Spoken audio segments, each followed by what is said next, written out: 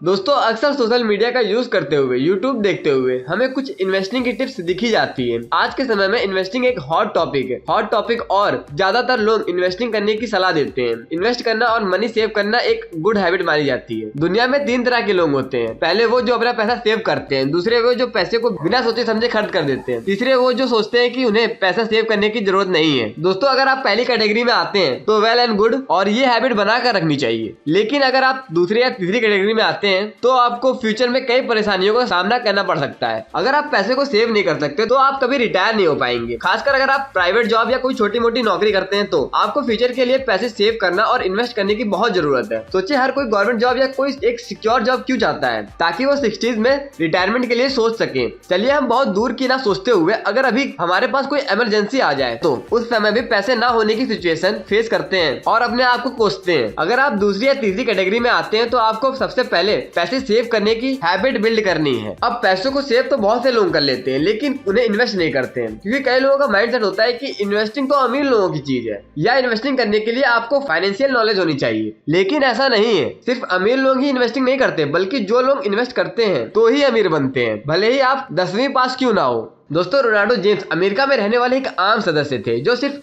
High school तक पढ़े हुए थे। रोनाल्डो ने 25 साल तक एक गैस स्टेशन में काम किया और 17 साल तक फर्श पर झाड़ू लगाने का काम किया। जब रोनाल्डो 38 के थे तब उन्होंने $1200 का एक 2 बेडरूम वाला घर खरीदा, जिसमें उन्होंने अपना पूरा जीवन बिताया। 2014 में 20 लाख अमेरिकन में से 4000 से भी कम लोग ऐसे थे जिनके पास $8 मिलियन यानी कि 65 करोड़ रुपए की संपत्ति थी। रोनाल्डो उनमें से एक थे। रोनाल्डो ने डेथ के बाद $2 मिलियन अपने सौतेले बच्चे के लिए और $6 मिलियन हॉस्पिटल और लाइब्रेरी के लिए छोड़े थे। जो रोनाल्डो को जानते थे वो चौंके हुए थे कि आखिर रोनाल्डो के पास इतना पैसा आया कहां से। बाद में पता चला कि इसमें कोई रहस्य नहीं था, ना ही उन्होंने कोई लॉटरी जीती थी। रोनाल्डो जितना हो सकता था उतना पैसा सेव करते थे और उसे ब्लू चिप स्टॉक्स में लगा देते थे। 2014 तक उनकी छोटी सी इन्वेस्टिंग $8 मिलियन हो गई। उस वक्त रोनाल्डो खबरों में थे, लेकिन रोनाल्डो के साथ एक और व्यक्ति भी खबरों में था जिसका नाम रिचर्ड था। रिचर्ड हार्वर्ड से पढ़ा हुआ था और उसके पास MBA की भी डिग्री थी। रिचर्ड एक कामयाब बिजनेसमैन थे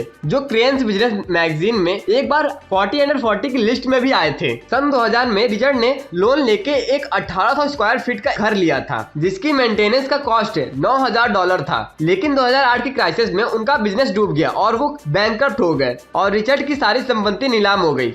रिचर्ड दूसरी कैटेगरी में आते हैं जिन्होंने बिना कुछ सोचे समझे पैसे खर्च किए। दोस्तों आपको इन्वेस्टिंग करने के लिए बहुत ज्यादा पैसे की जरूरत नहीं है। अगर आप ₹1000 मंथली 12% के इंटरेस्ट से इन्वेस्ट करते हैं तो 40 साल के बाद वो 1,14,00,000 हो जाता है। दोस्तों एक सिंपल इन्वेस्टमेंट स्ट्रेटेजी भी टाइम के साथ बड़ी हो जाती है। तो दोस्तों इस वीडियो के लिए इतना ही। अगर आपको ये वीडियो इन्फॉर्मेटिव लगी हो तो वीडियो को लाइक करिएगा और हमारे चैनल को भी सब्सक्राइब करिएगा।